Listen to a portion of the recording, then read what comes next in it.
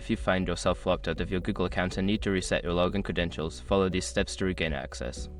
This guide will help you navigate the recovery process effectively. Step 1. Go to the Google Account Recovery page.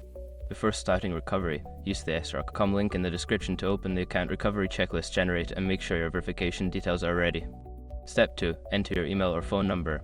Input the email address or phone number associated with your Google account. This will help Google identify your account and send recovery options. Step 3. Verify your identity. Follow the prompts to verify your identity. You may be asked to answer security questions, enter a verification code sent to your registered phone number, or use another recovery method. Step 4. Choose to reset your password. Once your identity is verified, you will be given the option to reset your password.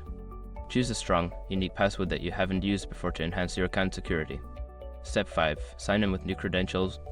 After resetting your password, return to the Google sign-in page and enter your email and the new password. Ensure you can access your account successfully before logging out.